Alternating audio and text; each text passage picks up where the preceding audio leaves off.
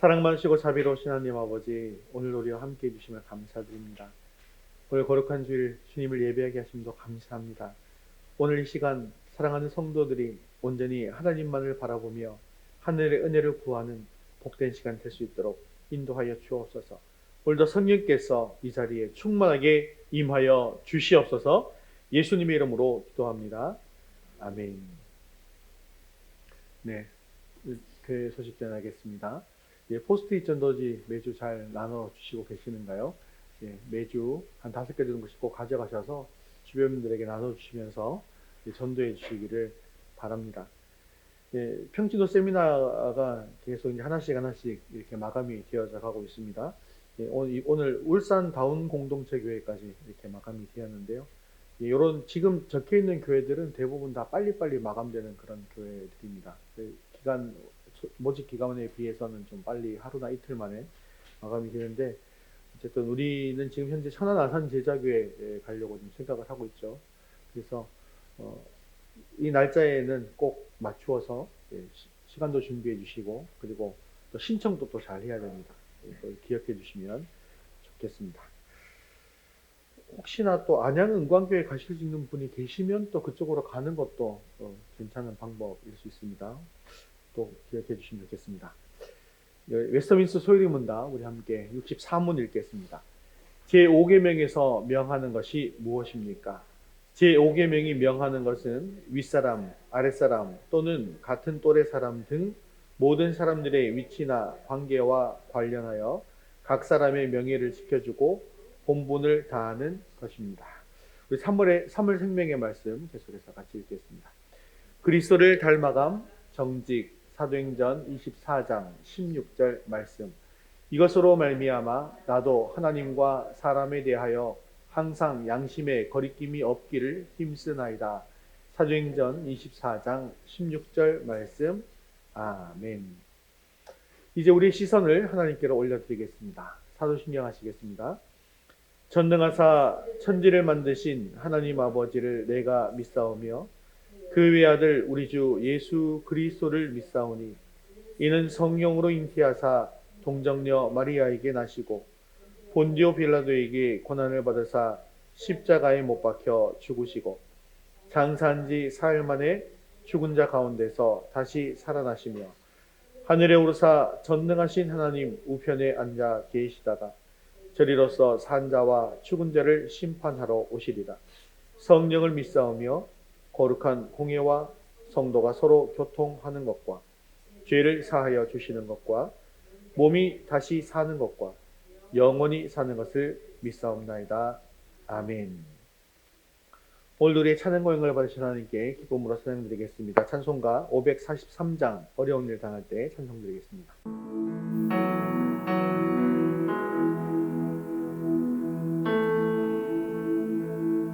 어려운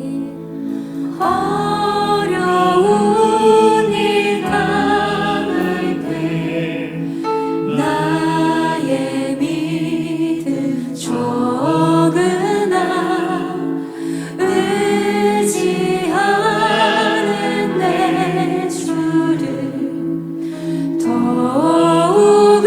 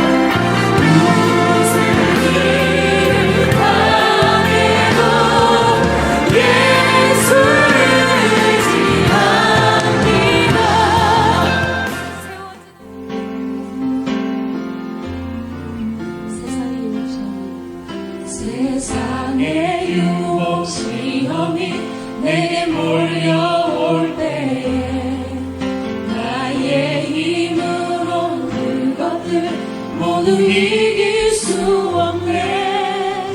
거대한 폭풍 가운데 위축된 나의 영혼 어찌할 바를 몰라 헤매이고 있을 때 주를 찬양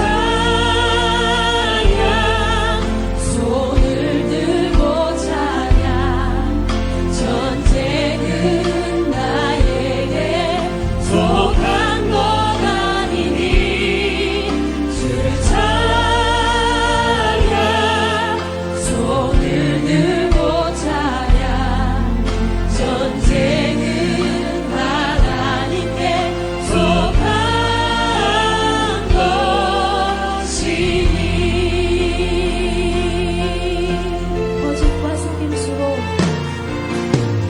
거짓과 속임수로 가득 찬 세상에서 어디로 갈지 몰라 머뭇거리고 있네. 공중의 권세 잡은 자 지금도 우리는 실패와 절망으로 넘어뜨리려 하네. 주위를 둘러보면 아무도 없는 듯 믿음의 눈을 들면 보이는 분 계시네. 지금도 내 안에서 역사하고 계시네. 사망과 어둠의 권세 물리치신 예수님 주를 찬양 손을 들고 찬양 전쟁은 나에게 속한 것 아니니 주를 찬양 손을 들고 찬양 전쟁은 하나님께 속한 것이니 주위를 둘러보면 아무도 없는 듯 믿음의 눈을 들면 보이는 분 계시네. 지금도 역사하고 계시는 사랑과 어둠의 권세 물리치신 예수님 주를 찬양 손을 들고 찬양 전쟁은 나에게 속한 것 아니니 주를 찬양 손을 들고 찬양 전쟁은 하나님께 속한 것이니 주를 찬양 손을 들고 찬양 전쟁은 나에게 속한 것 아니니 주님만은 손을 들고 찬양 전쟁은 하나님께 속한 것이니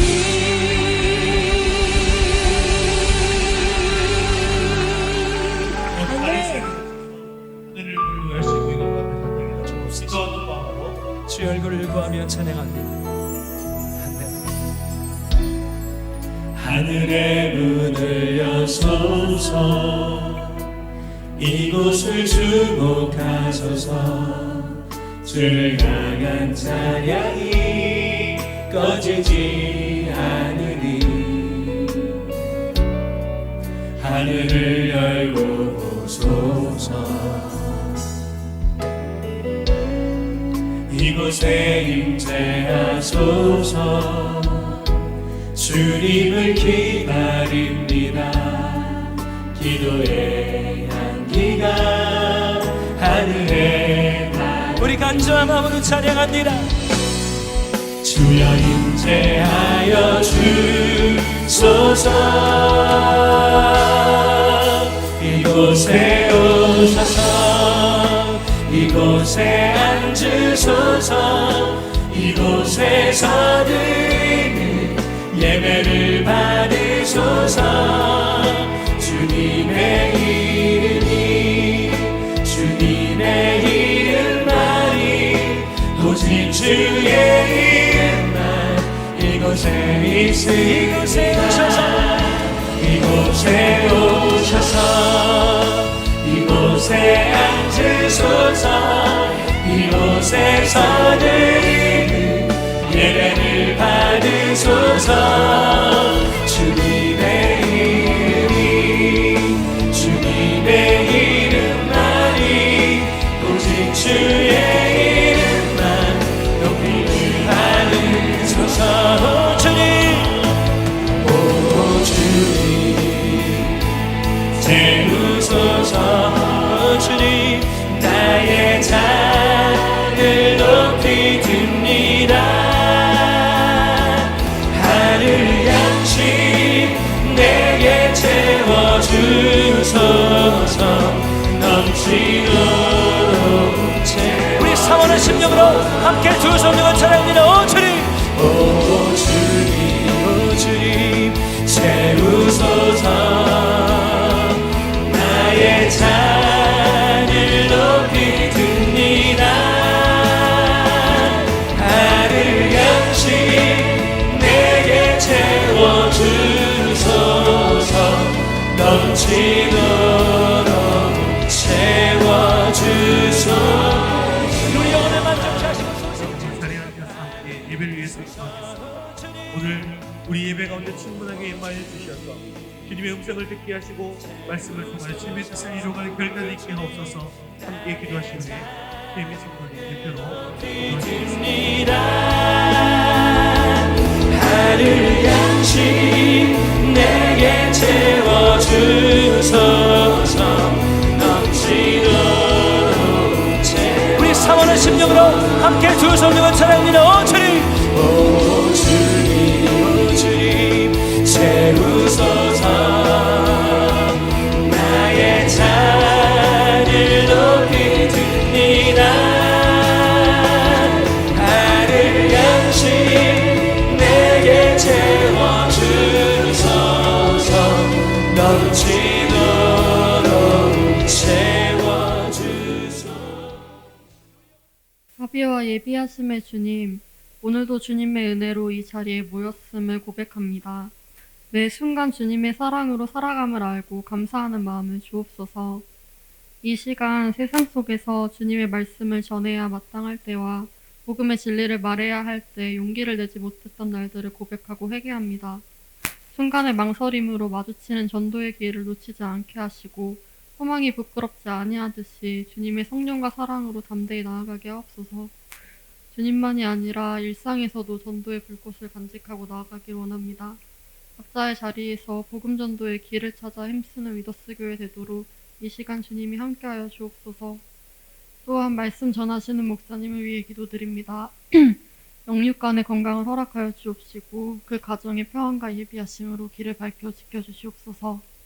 감사드리며 예수님의 이름으로 기도드립니다. 아멘.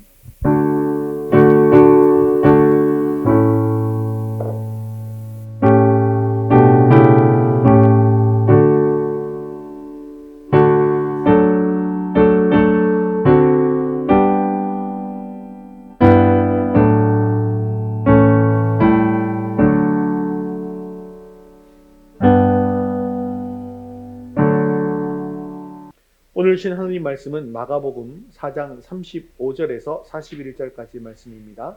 마가복음 4장 35절에서 41절까지 말씀 신약성경 59면에 있습니다. 우리 한 목소리로 같이 읽겠습니다.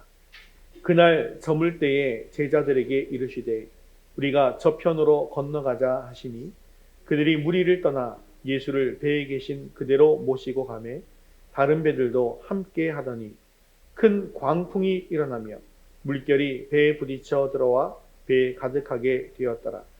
예수께서는 고물에서 베개를 베고 주무시더니 제자들이 깨우며 이르되 선생님이여 우리가 죽게 된 것을 돌보지 아니하시나이까 하니 예수께서 깨어 바람을 꾸짖으시며 바다더러 이르시되 잠잠하라 고요하라 하시니 바람이 그치고 아주 잔잔하여지더라.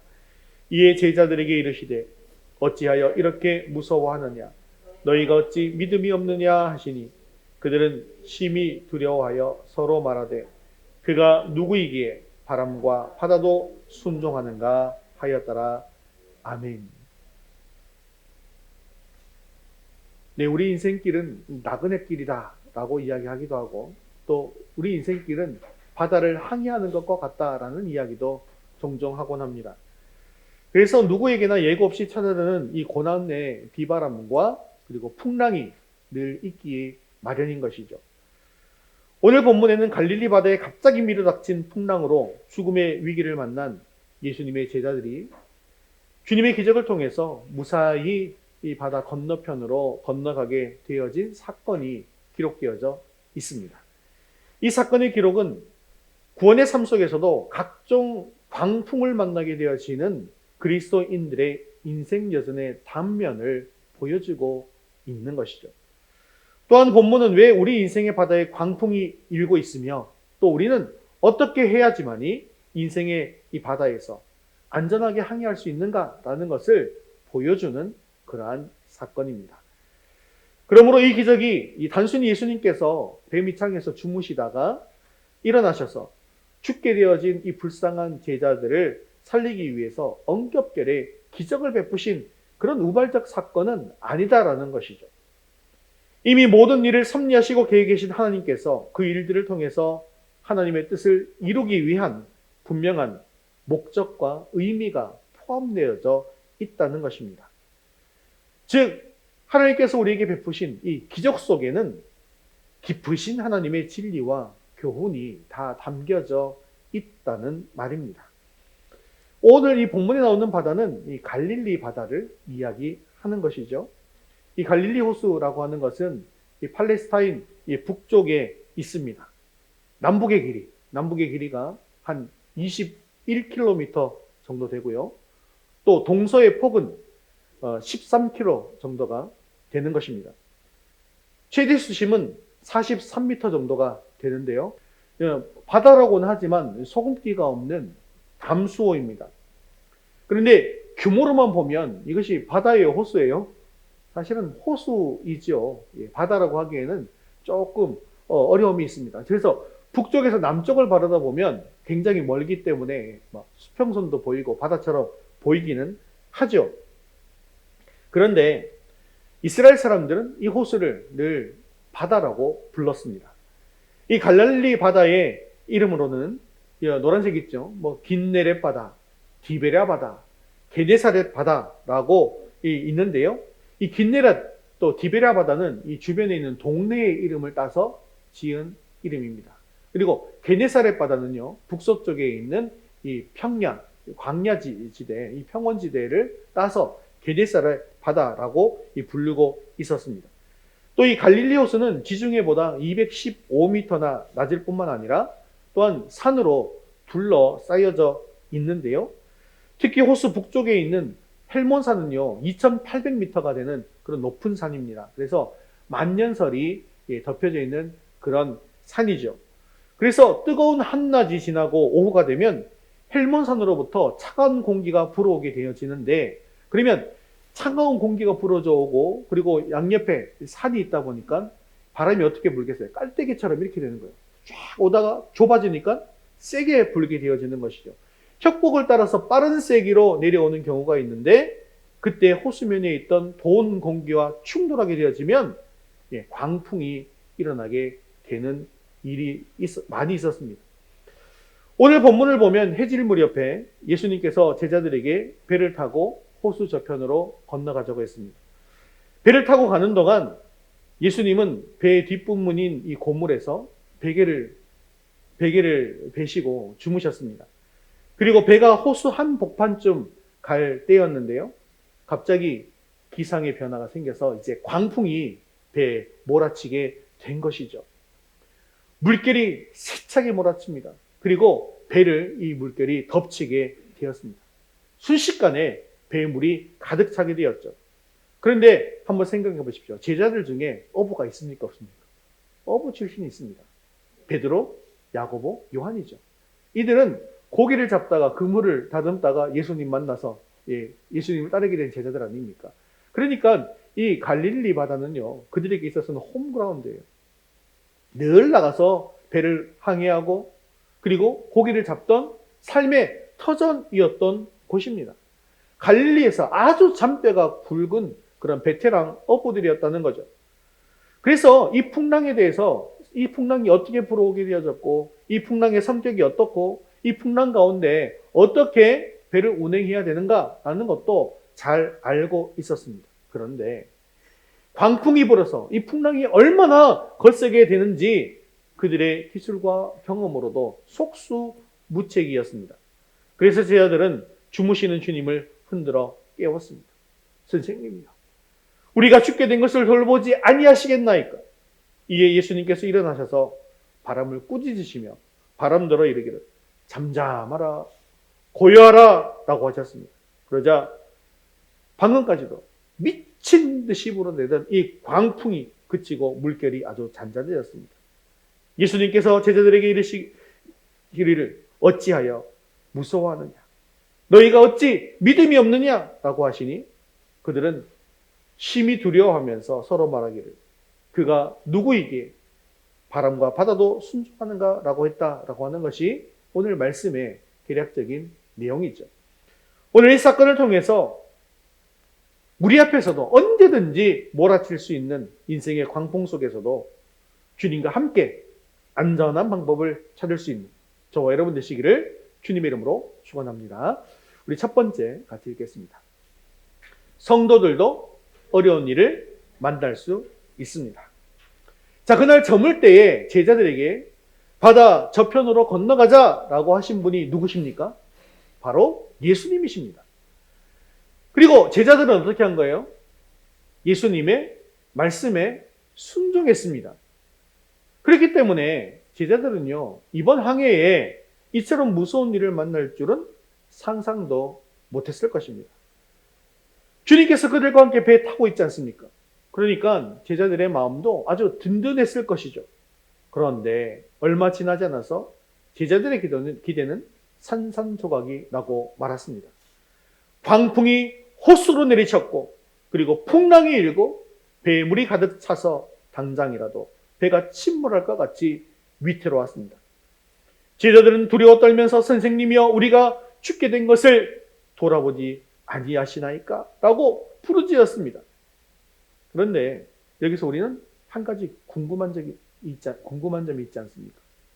제자들은요, 예수님의 명령에 순종했다는 것입니다. 그뿐만 아니라 예수님이 제자들과 한 배에 타고 계셨다라는 것입니다. 그런데 순종하고 한 배에 타고 있는데 어떻게 이렇게 위태로운 일을 만날 수 있느냐라고 하는 것입니다. 혹시나 요나처럼 하나님의 지시를 거역해서 반대의 길로 가다가 풍랑을 만났다고 한다면 그것은 얼마든지 수긍할 수 있는 일입니다. 그렇죠? 하나님께서 그래서 배 방향을 바꾸시든지 아니면 배를 파손시키셔서 물고기 뱃속에 들어가서 다시 니느웨로 보내시든지 뭐 그렇게 하면 될 일인데 순종하며 또한 예수님과 함께 있음에도 불구하고 이런 일이 일어났다는 사실이 참으로 의문스러운 일이 아닌가요? 하지만 오늘 말씀은 이것과 같은 우리의 생각이 잘못되었다라는 사실을 말해줍니다.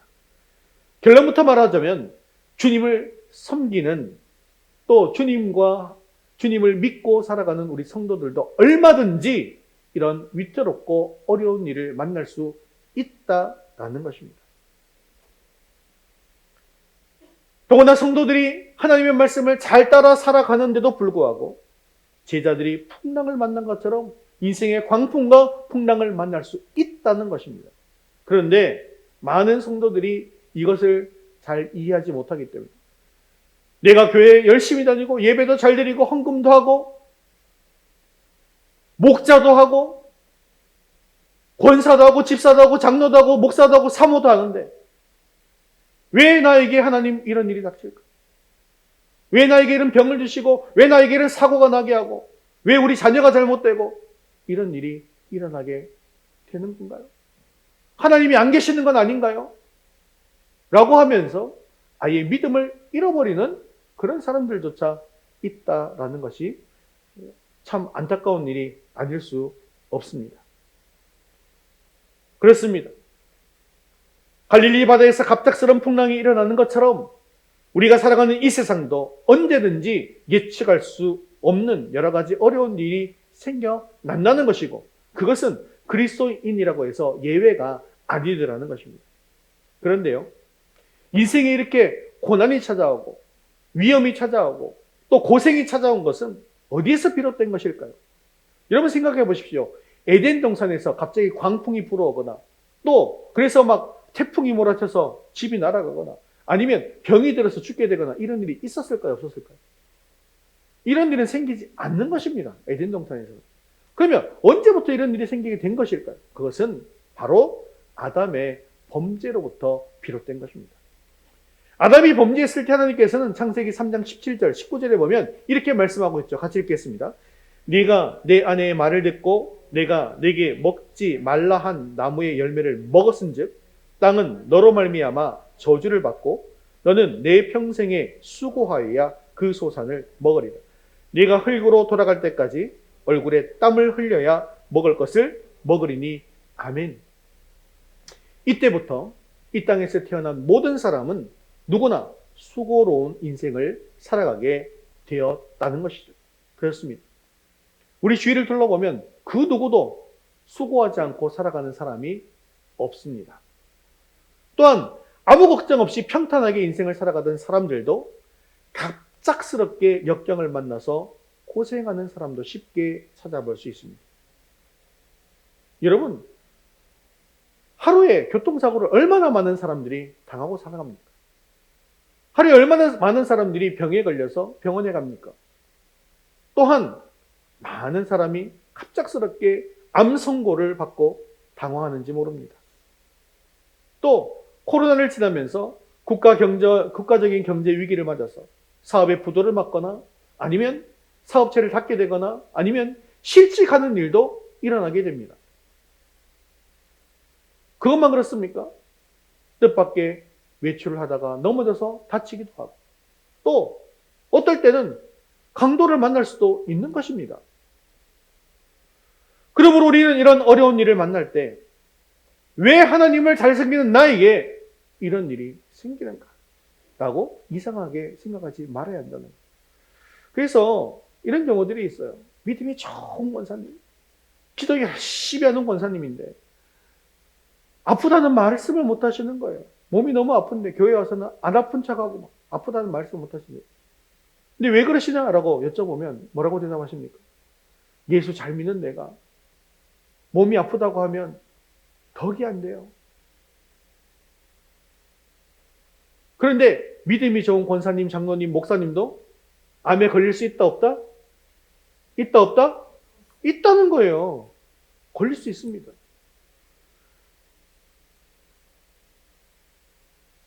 얼마 전에도 믿음이 좋은 우리 목사님 자녀 어린 아기가 천국에 갔지 않습니까? 너무나 안타깝고 너무나 슬펐습니다. 그런데 믿음이 좋은 목사님의 자녀가 그렇게 천국 가는 일도 있을 수 있다 없다? 있다는 겁니다. 교회 열심히 다니고 구역장도 하고 헌금도 열심히 하고 믿음도 좋았는데 어느 날 갑자기 암에 걸려서 천국 갈 수 있다 없다? 있다는 겁니다. 왜냐하면 우리가 아담의 범죄로 인해서 이 땅으로 쫓겨나게 되었고 이 땅에서 수고롭고 고난이 있는 인생을 살아갈 수밖에 없기 때문입니다. 그래서 이 땅에 사는 동안 그리스도인들도 언제든지 어려운 일을 겪을 수 있다라는 사실을 여러분 기억하셔야 합니다. 그리고 이 어려운 일을 겪는 것 때문에 시험에 들지도 마셔야 합니다. 그뿐만 아닙니다. 오히려 우리가 이 땅에 사는 동안 그리스도인이기 때문에 당하는 어려움도 많이 있다는 것이죠. 신앙 때문에 가족으로부터 핍박받는 그리스도인들도 아직도 있습니다. 그리스도인이기 때문에 사회생활을 하면서 피해보는 경우도 있을 수 있습니다. 이슬람 국가나 공산 국가는 어떻습니까? 기독교인이면요, 그것이 발각이 되어지면 감옥에 가거나 심지어 죽임을 당할 수도 있는 것이죠. 이처럼 우리는 순전히 신앙 때문에 어려움을 겪을 수도 있다는 것입니다. 오늘 본문의 경우처럼 주님과 함께 있는데도 인생에 매서운 광풍이 몰아칠 수 있다는 것이죠. 그러므로 우리는 내가 예수를 믿는다고 하는 이 신앙과 믿음 때문에 핍박받는 일, 또 고난당하는 일을 이상한 일처럼 여기지 말아야 한다는 거예요. 오히려 성경은 우리에게 로마서 8장 17절에 이렇게 말씀하고 있습니다. 로마서 8장 17절 함께 읽겠습니다. 자녀이면 또한 상속자 곧 하나님의 상속자요 그리스도와 함께한 상속자니 우리가 그와 함께 영광을 받기 위하여 고난도 함께 받아야 할 것이니라. 아멘. 그렇습니다.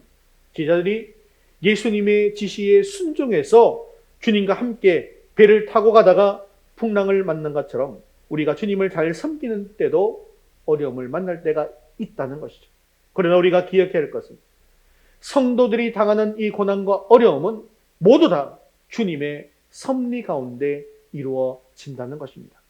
또한 성도들은 역경을 통해서 망하는 것이 아닙니다. 오히려 고난 가운데에서 그 믿음이 더욱더 단단해져서 순금과 같이 연단받게 되어서 결과적으로는 더 큰 유익을 얻게 된다는 것입니다.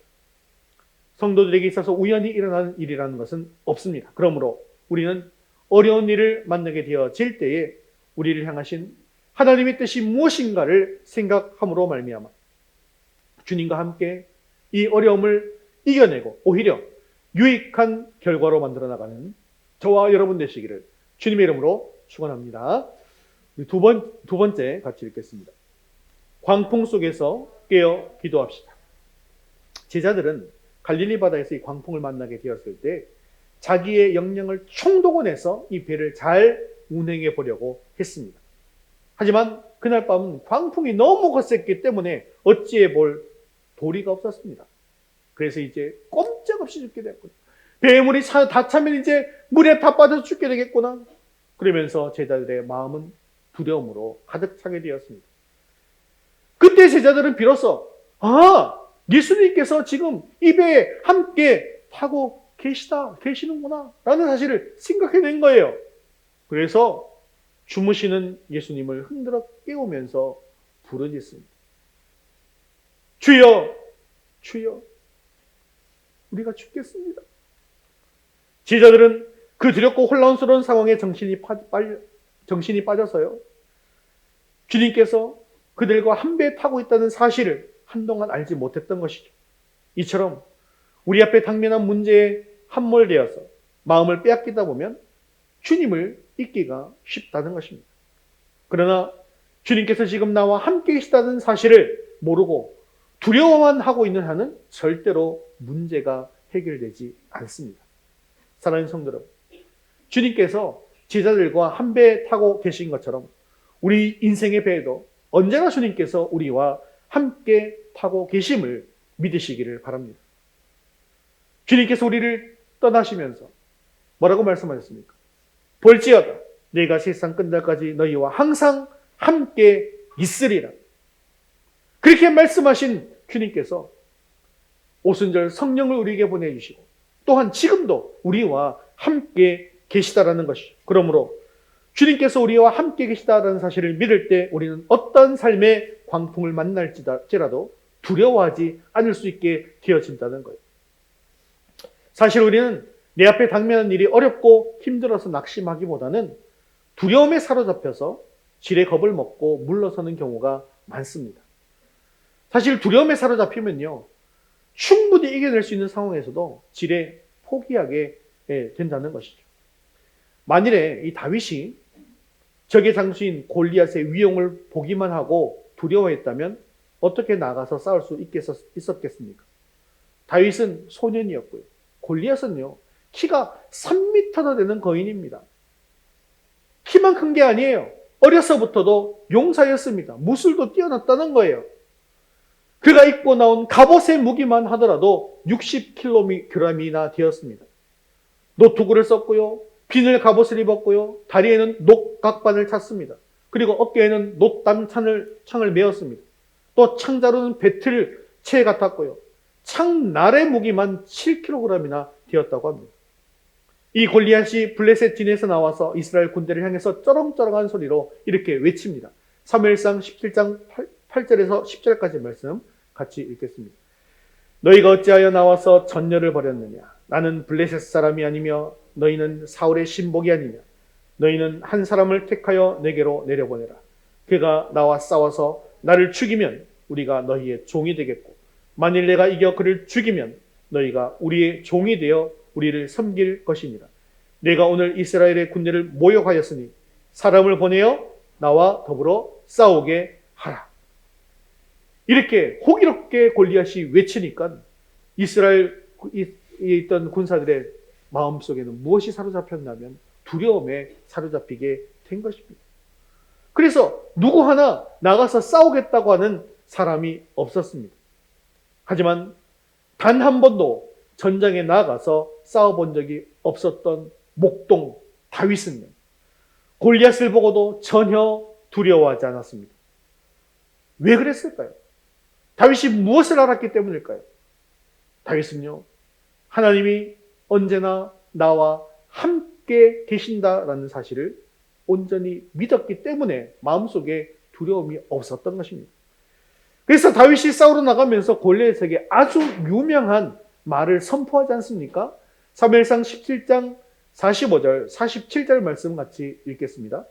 너는 칼과 창과 단창으로 내게 나아오거니와 나는 만군의 여호와의 이름 곧 네가 모욕하는 이스라엘 군대의 하나님의 이름으로 내게 나아가느라.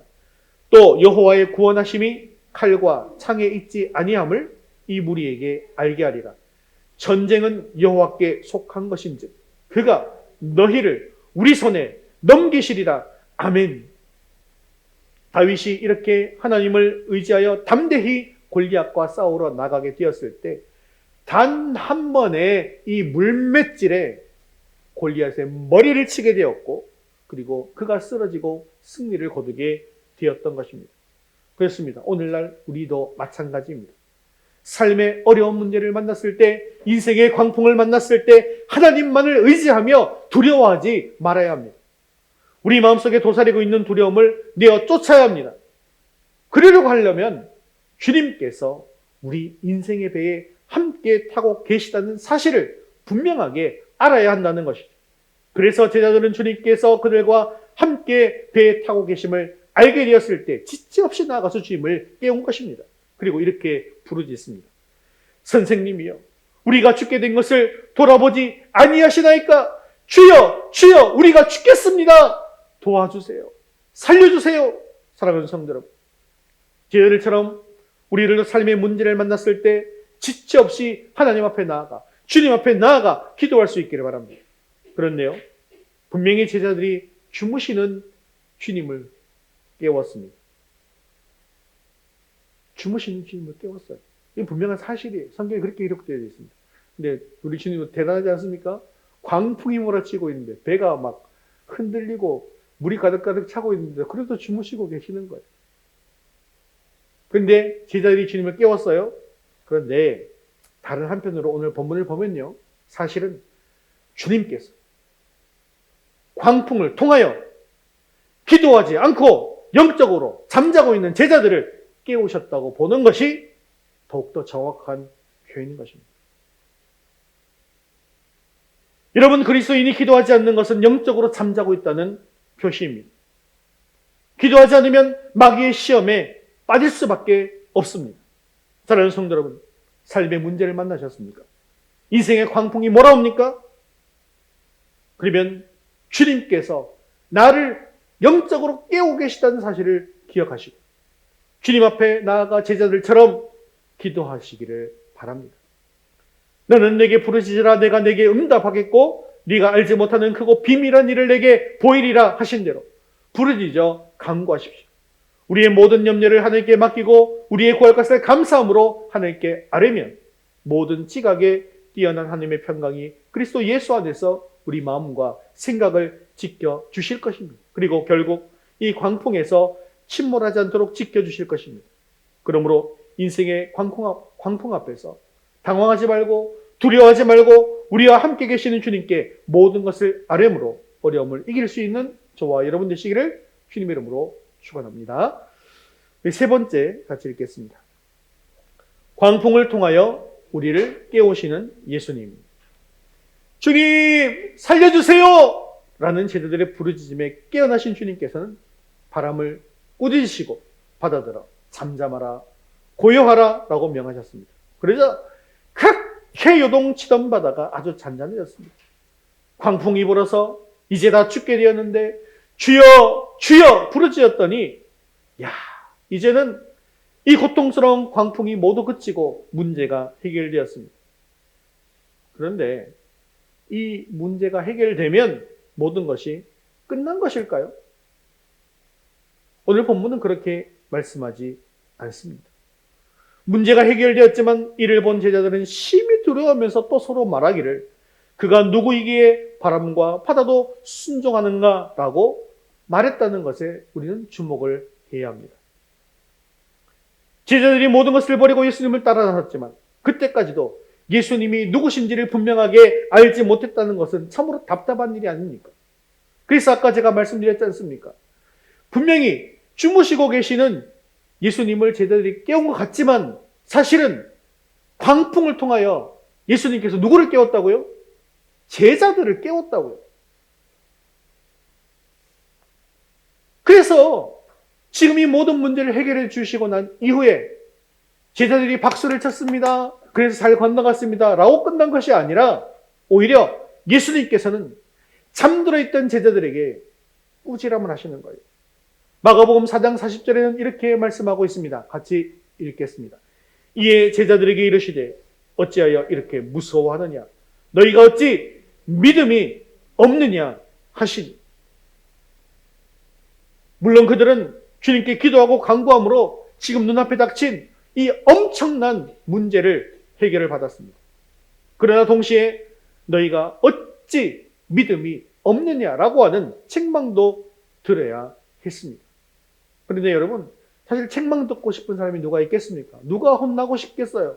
그런데 주님께로부터 받는 책망은요, 결코 나쁜 것만은 아니다라는 사실을 기억하시기 바랍니다. 특히요, 주님께서 우리를 책망하시는 것은요, 우리를 너무나도 사랑하시기 때문에 하시는 책망인 것을 기억하셔야 합니다. 그러므로 이러한 주님의 책망은 잠자고 있는 우리의 영혼을 깨우고 믿음의 성장에 도움이 된다는 것입니다.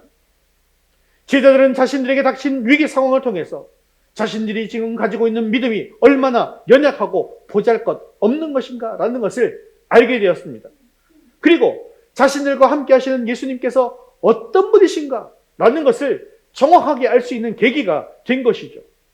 사랑하는 성도 여러분, 그렇기 때문에 우리도 이 세상을 살아가면서 이처럼 예기치 못한 광풍을 만나게 되었을 때 너무나 당황하지 마시길 바랍니다. 제자들이 광풍의 위기를 통해서 그리스도의 능력을 보게 되었고 예수님을 더욱더 깊이 알게 되었던 것처럼 우리도 이 모든 인생의 위기를 통해서 오히려 하나님을 더욱더 깊이 알아가게 되어지는 성숙의 기회로 삼아야만 한다는 것이죠. 사실 제자들이 광풍을 만났을 때 당황한 이유가 어디에 있겠습니까? 예수님이 누구신지 잘 모르고 있었기 때문입니다. 그들은 지금까지 주님과 동행하면서 수많은 기적들, 표적들을 보았습니다.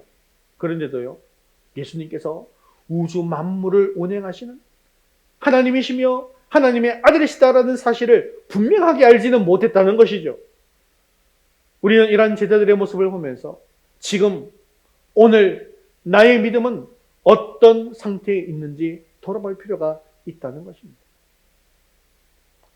주님께서 제자들에게 너희가 어찌 믿음이 없느냐? 라고 질문을 하셨지만 사실 이 질문은 바로 우리에게도 주시는 그런 질문이라는 거예요. 과연 우리는 내가 가지고 있는 믿음은 말씀을 그저 지식으로 알고 있고 그냥 가만히 있는 믿음입니까? 아니면 말씀을 믿고 또한 행동으로도 드러나는 그런 믿음입니까? 나 자신의 힘으로 어쩔 수 없는 광풍을 만났을 때 염려하는 것이 믿음입니까? 아니면 평안하는 것이 믿음입니까? 빌립보서 4장에 보면 염려하지 말고 기도하면 우리에게 무엇이 임한다고요? 평강이 임한다고 하지 않습니까? 그러면 광풍 속에서도 염려하지 않고 평안한 사람이 바로 믿음이 있는 사람이라는 것이죠.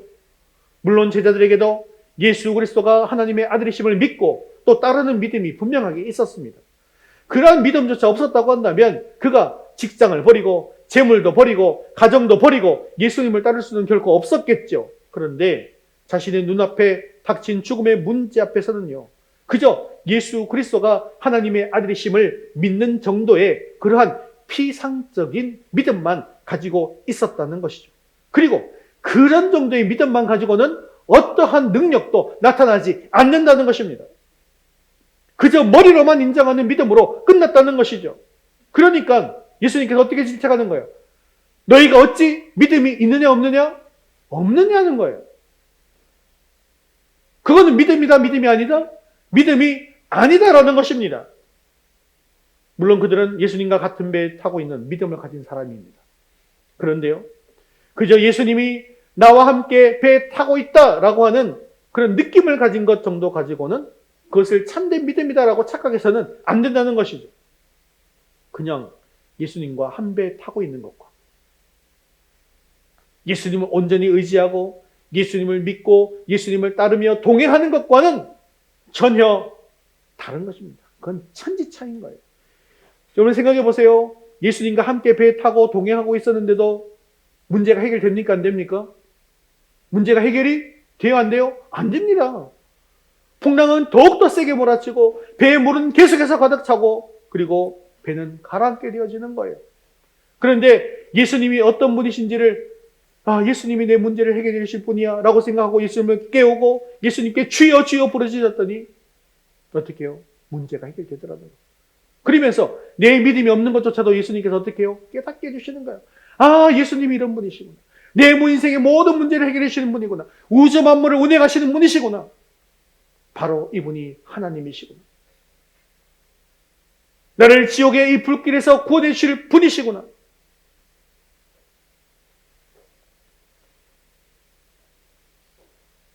예수님과 같은 배를 타고 있다는 것은요, 그저 말씀을 들으면서 좋은 말씀이야. 참 오늘 은혜롭다. 야, 대단한데? 라고 하면서 그냥 지켜보고 있는 믿음일 뿐이라는 것입니다. 이런 믿음은 네 가지 밭의 상태 중에 어떤 밭이요? 돌짝밭에 떨어진 밭의 상태와 같다는 거예요. 하지만 동행하는 믿음이라고 하는 것은 예수님께서 말씀하시고 행하신 대로 그 말씀대로 따라서 지켜 행하는 믿음을 말하는 것입니다. 하지만 제자들은 그저 예수님과 함께 있을 뿐 예수님이 어떤 분이신지조차 제대로 알지 못했습니다.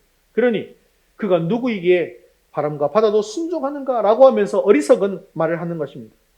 그리고 주님께서는 너희가 어찌 믿음이 없느냐라고 제자들을 질책하신 것이죠.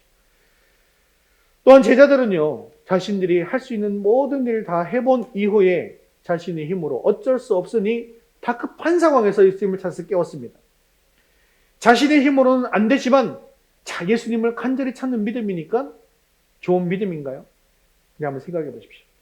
다급할 때 하나님을 찾고 예수님을 찾는 것, 그리고 믿는 이런 것은요, 믿는 사람이든 믿지 않는 사람이든 누구라도 할 수 있는 건 아니겠습니까? 막 급한 일이 닥치면 안 믿는 사람들도 하나님, 예수님, 부처님 다 찾는다면서요.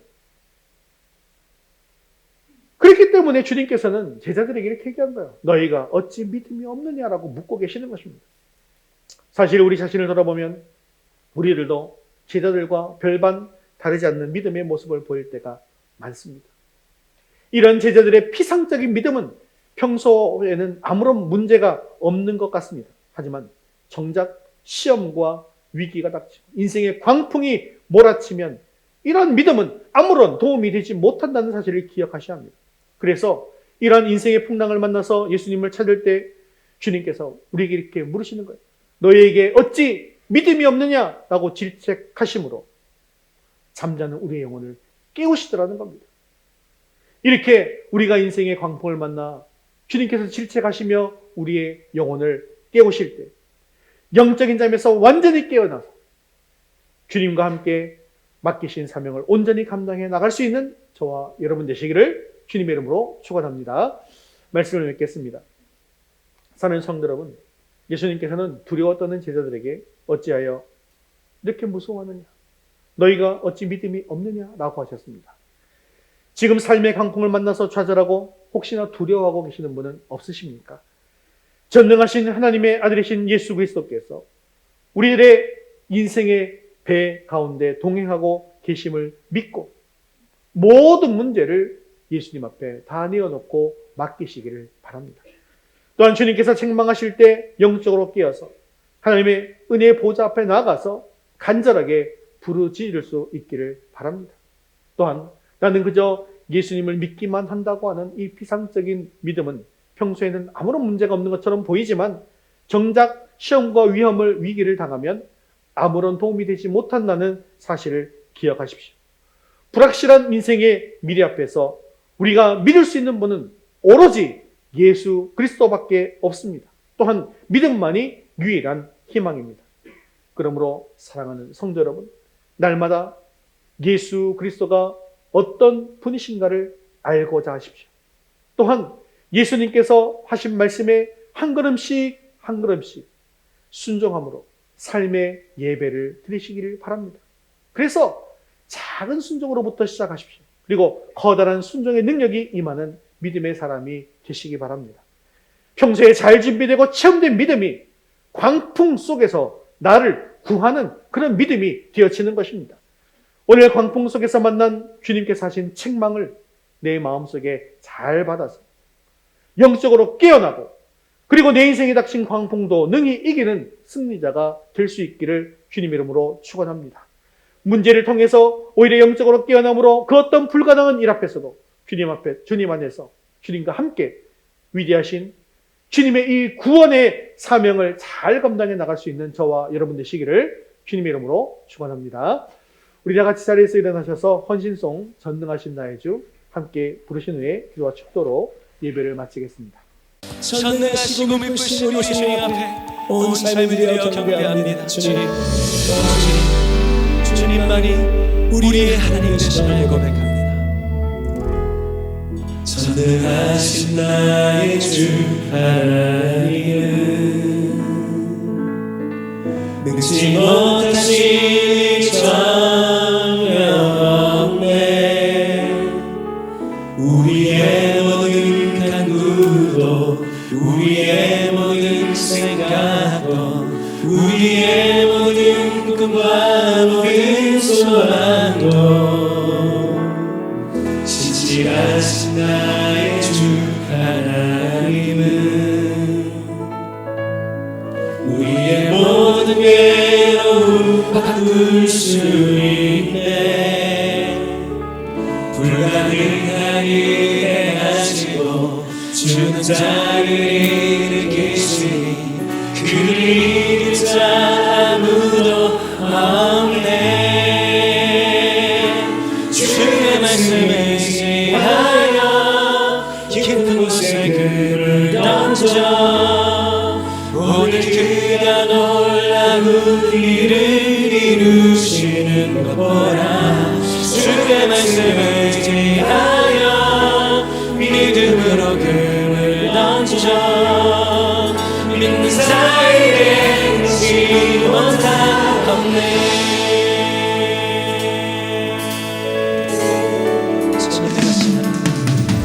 전능하신 나의 주 하나님은 능치 못하신 전혀 없네. 우리의 모든 간구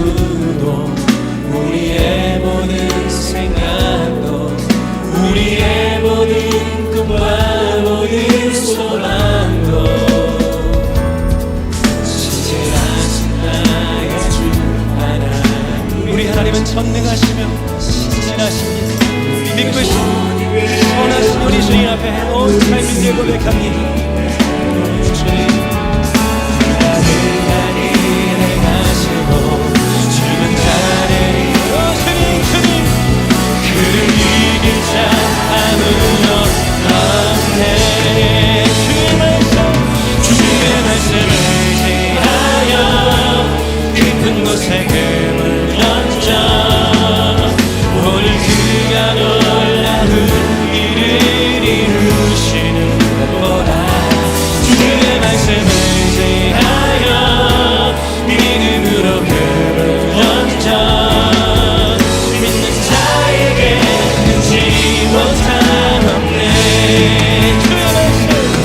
주의 말씀을 의지하여 깊은 곳에 금을 던져 오늘 그가 놀라운 일을 이루시는 것보다 주의 말씀을 의지하여 믿음으로 금을 던져 믿는 자에게 능치 못한 나를 듣겠네. 나의 믿음 주께 있네. 나라 능력이 내 영광 되었네. 주께서 우리를 승리케 하셨네. 나의 능력 나의 소망 주께 우리 목소리를 베풀면서 나의 믿음 나가 능력 속에 빛나는 영광 내 모든 승리로 주님께 영광을 나의 능력 나의 소망 주께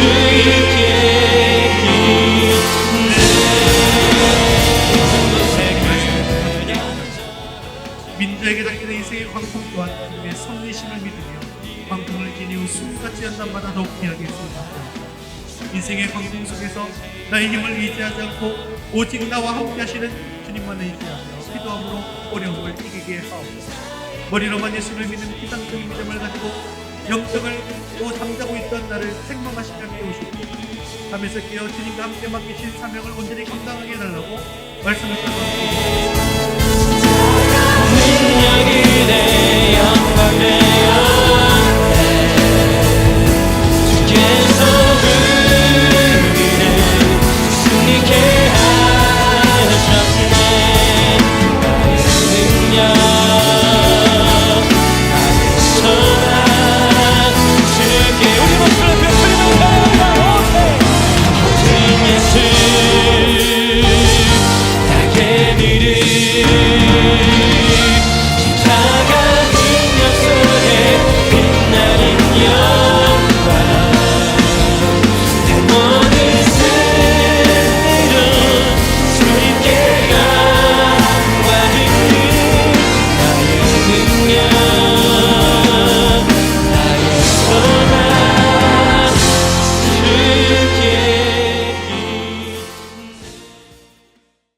사랑과 은혜가 충만하신 자비로우신 하나님 아버지, 오늘도 말씀에 은혜 주심을 감사합니다. 인생의 광풍이 몰아칠 때 자신의 힘으로 발부둥치다가 두려움과 자포자기에 빠졌던 우리의 연약한 믿음을 용서해 주옵소서. 우리의 믿음이 머리로만 예수님을 나의 구원자로 믿는 피상적인 믿음이 되지 말게 하옵소서. 천지 만물을 만드신 주님, 나의 삶을 인도하시고 역사하시는 주님 앞에 인생의 광풍 속에서도 모든 것을 내어 놓고 맡김으로 백부장과 같이 칭찬받는 믿음이 되게 하옵소서. 믿음이 부족하여 너희 믿음이 어디 있느냐라고 질책하시는 주님의 음성을 잘 받아서 내 믿음을 더욱더 점검하게 하옵소서. 날마다 예수 그리스도가 어떤 분이신가를 알아감으로 믿음이 더욱더 깊어지기를 원합니다. 말씀과 기도와 교제와 증거의 삶을 살면서 삶의 예배를 드리는 자들이 되게 하여 주시옵소서. 또한 어떤 광풍 속에서도 순종하는 믿음이 되게 하여 주옵소서. 우리의 작은 순종을 통하여 앞으로 더 큰 순종으로 사용되게 하시고 순종의 믿음으로 인해 내 힘으로는 감당할 수 없지만 주님의 놀라운 능력으로 더욱더 큰일, 기적의 일들을 감당해 나갈 수 있는 우리 모든 위더스교의 성도들 되게 하여 주시옵소서. 순종하고 기도함으로 믿는 자에게는 능치 못함이 없는 놀라운 역사가 나를 통해 일어나게 하옵소서. 사랑과 자비가 충만하신 하나님 아버지, 이번 한 주간도 우리 모든 가정이 하나님의 은혜 가운데 잘 지내게 하여 주시옵시고 보호하여 주옵소서. 아직도 주님 옆에 나오지 못한 우리 자녀를 불쌍히 여겨 주셔서 속히 주님 앞으로 나오는 은혜가 임하게 하옵소서. 우리의 생명 되시고 소망 되시는 예수 그리스도의 이름으로 기도드리옵나이다. 아멘. 이제는 우리 주 예수 그리스도의 은혜와 하나님 아버지의 크신 사랑하심과 성령님의 위로 교통하심이 인생의 광풍 속에서도 주님의 책망을 마음에 잘 새기고 믿음을 점검하여 광풍도 이기고 주님의 사명도 크게 감당하기 원하는 사랑하는 모든 성도를 위해 이제부터 영원까지 함께 있을지어다. 아멘.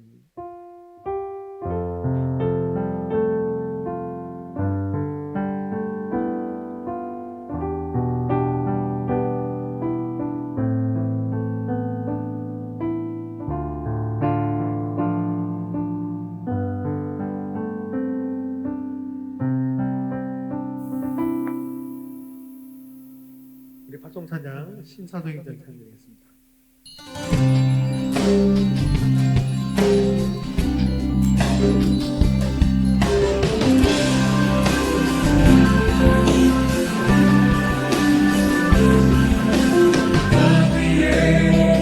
하나님의 교회 의식을 따라 일어나 거치는 광야 외치는 소리로 거듭 일어나라. 성령이여 이 세대를 향해 주의 진리를 선포케 하소서. 십자가에서 죽으신 그 사랑 우리 사랑 되게 하소서. 문 들어 열릴지어다. 모든 세대여 일어나라. 주 예수께 무릎 꿇고 경배 드리세. 주는 이기신 여호와의 왕.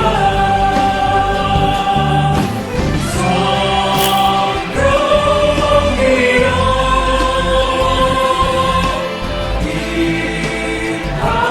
임하소서.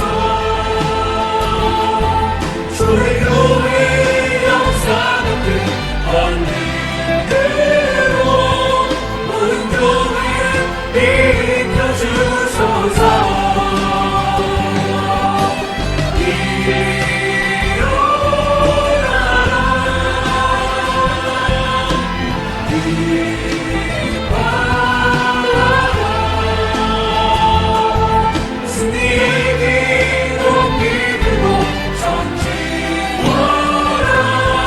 주님 오실 길 대비하라. 성령이여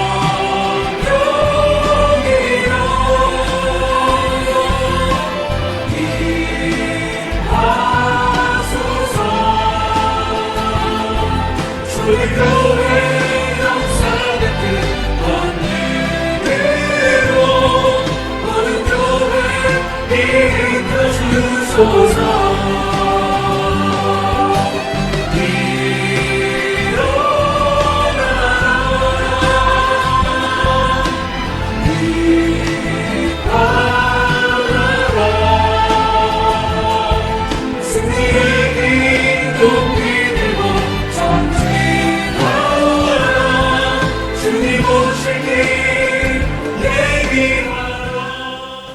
할렐루야. 우리 하나님 영광 드리겠습니다. 하나님 감사합니다. 믿음으로 승리하게 해주시기 바랍니다.